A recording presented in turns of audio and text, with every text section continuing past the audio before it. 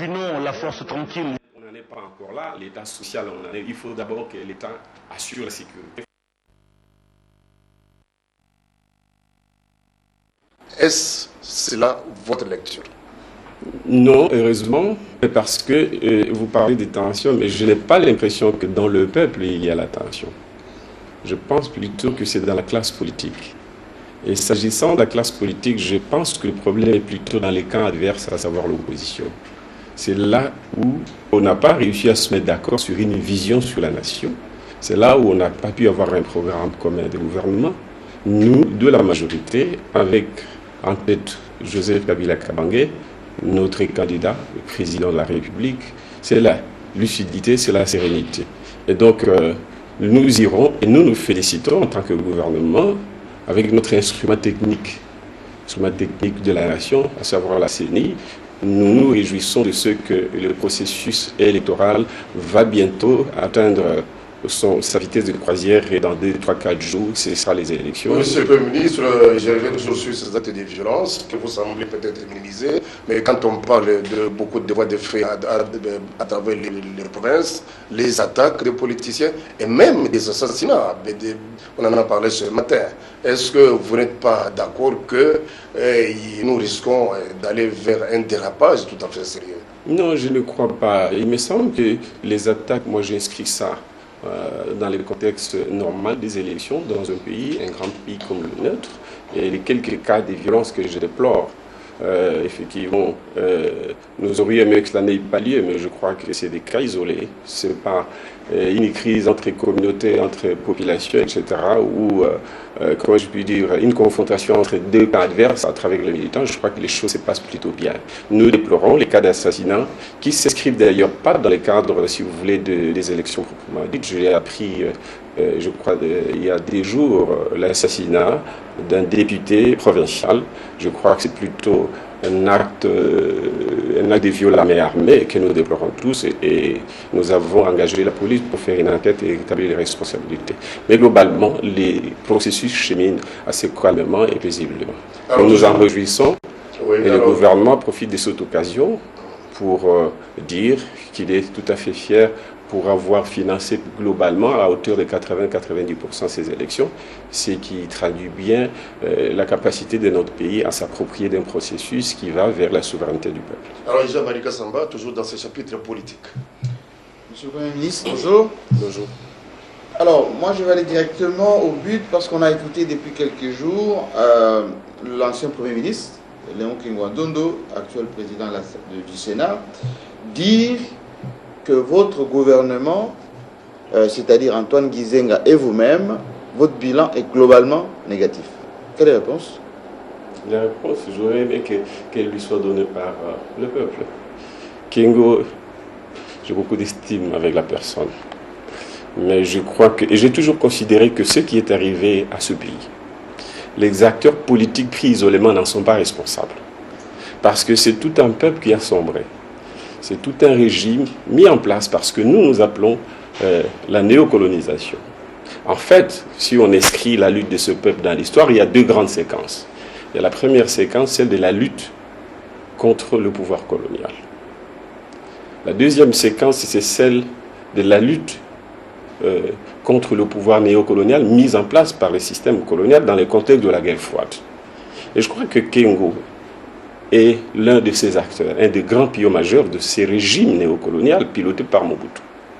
Je n'ai jamais senti sa responsabilité à titre personnel, y compris pour Mobutu d'ailleurs. Moi, je milite dans un parti d'un grand résistant qui nous a toujours dit que le mal est arrivé, le mal devait arriver. Malheur à ceux par qui il est arrivé. Et Kengo est de ceux par qui le malheur est arrivé, même s'il n'en est pas directement responsable.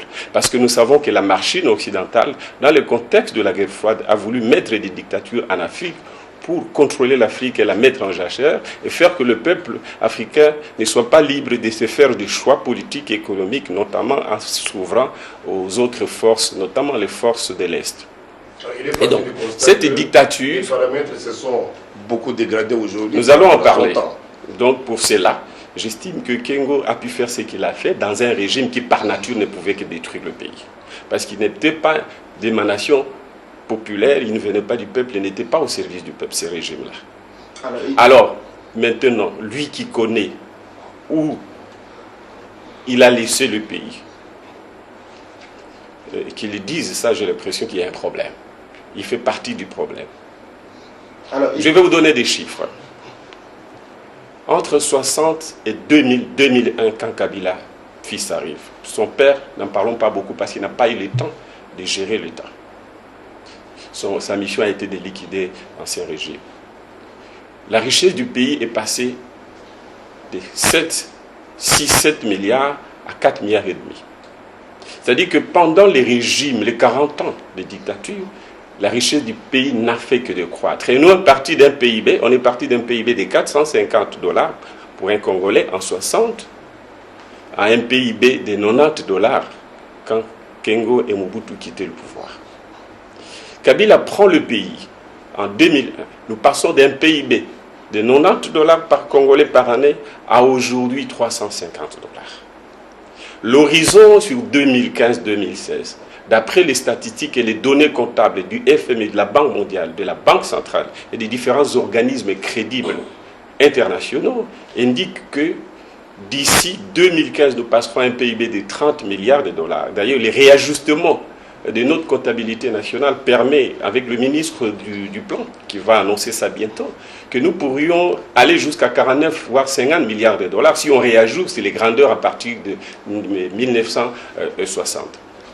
Donc, nous avons là deux phases. La première phase du déclin pendant 40 ans, où la richesse a été divisée par deux, et la phase de l'ascension avec Kabila, où la richesse va être multipliée par 6.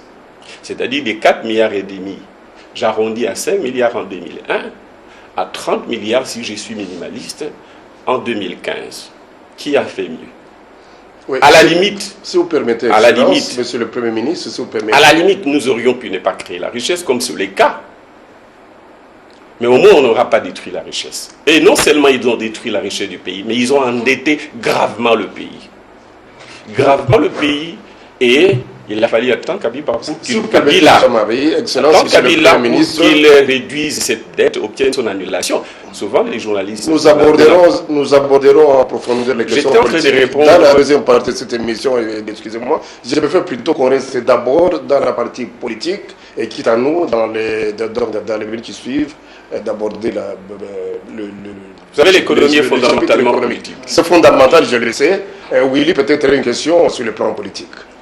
Monsieur le Premier ministre, évidemment, quand on vous entend parler et qu'on entend parler de l'opposition, on a l'impression d'être dans deux pays différents, se situant dans des espaces différents. Et pourtant, c'est le même espace. C'est ce qui prouve que, quelque part, il y a une certaine exagération dans les deux camps. L'opposition voit tout en noir et la majorité voit tout en blanc. Et le peuple vit tout en gris. Alors, je voudrais, pour que les élections aient un sens, il faut qu'il y ait un minimum de consensus sur lesquels la classe politique qui est en compétition soit d'accord. À ce jour, quel est le minimum de consensus que vous pensez partager avec vos adversaires? Pour partager un consensus, il faut de bonnes foi. Mais quand je vois les chiffres de l'opposition, je suis sidéré. Mais parce que cette opposition est faite de gens qui ont géré, qui ont une responsabilité historique. Les consensus, de mon point de vue, d'abord doivent partir de l'héritage. Quel est l'héritage? Parce qu'en fait, tous nous avons une responsabilité de gestion. Les uns ont géré dans le passé et se trouvent même dans le présent. Les autres étaient dans le passé, peut-être qu'ils ne sont pas dans le présent, mais sont sur la scène politique. Il y a un consensus sur lequel nous devions assumer, ne fût-ce qu'en tant qu'élite. Un consensus sur le bilan de cette nation, le bilan de ce peuple. Parce que ce bilan-là, nous devons l'assumer collectivement, au-delà des responsabilités individuelles ou responsabilités des groupes. Et moi, je voudrais que tous ensemble, qu'on sache que, nous sommes un pays pauvre. Comme tout peuple, nous sommes nés pauvres. Mais que les autres ont eu le temps de construire et créer la richesse. Nous, on ne l'a jamais fait, compte tenu du parcours historique et économique de ce pays. Ça, c'est un point sur lequel on doit se mettre d'accord. Et par conséquent, nous mettre d'accord qu'on n'est pas un pays en développement.